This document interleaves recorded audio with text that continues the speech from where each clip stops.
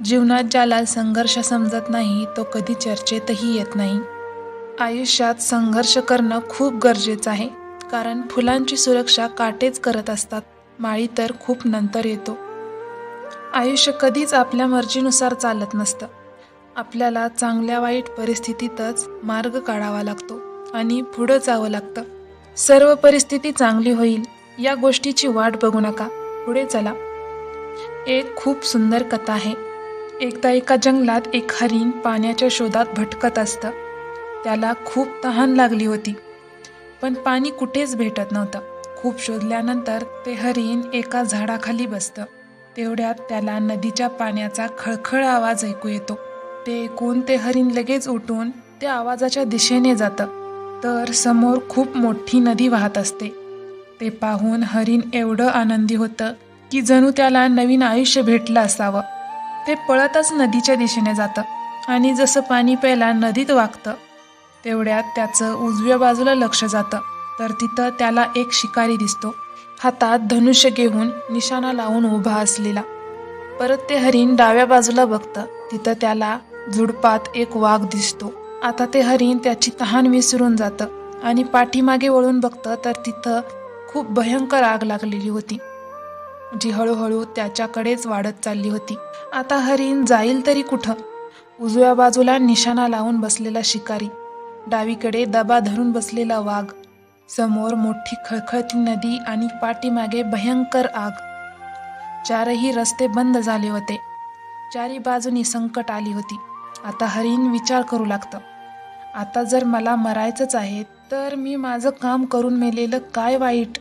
असंही आता मरायचंच आहे तर पाणी पिऊन मेलेलंच बरं. आणि ते हळूहळू पाणी पिऊ लागतं. तेवढ्यात आकाशात काळे ढग जमा होतात आणि जोरदार वीज चमकते आणि शिकाऱ्याचा निशाणा चुकतो आणि झुडपात लपलेल्या वाघाला लागतो. तो वाघ त्या शिकाऱ्याला बघतो आणि त्याच्या मागे धावतो. तेवढ्यात मुसळधार पाऊस सुरू होतो आणि पाठीमागे लागलेली आग विझून जाते. हरीण पाणी पिऊन झाल्यावर उजवीकडे बघतं, तर शिकारी कुठेच नसतो. डावीकडे बघतं तर वाघही नसतो. ते पाठीमागे बघतं, तर आगही विझलेली असते. या कथेतून आपल्याला हेच समजतं, आपल्या आयुष्यात संकट तोवर तर येत नाहीत, आणि आलीच तर चारी बाजूनी एक साथ येतात. तेव्हा प्रत्येकजण घाबरून जातो त्या संकटांना. पण आपण न घाबरता शांत डोक्याने विचार केला पाहिजे. हरीणही पाण्यात उडी मारू शकत होतं, इकडं तिकडं पळू शकत होतं, पण त्याने तसं न करता शांत डोक्याने विचार केला आणि आपलं काम करत राहिलं. ते पाणी प्यायला आलं होतं आणि ते त्याने पूर्ण केलं. जर आयुष्यात यशस्वी व्हायचं असेल तर या 4 वाक्यांना कचऱ्याच्या डब्यात टाका. पहिलं, लोक काय म्हणतील. दुसरं, माझ्याने हे नाही होणार. तिसरं, आता मूड नाही. आणि चौथं, माझं तर नशीबच खराब आहे. ही 4 वाक्य माणसाला कधी पुढे जाऊ देत नाहीत. काही गोष्टी जीवनात दगडगोट्यांसारख्या असतात, ज्या आपला रस्ता अडवतात.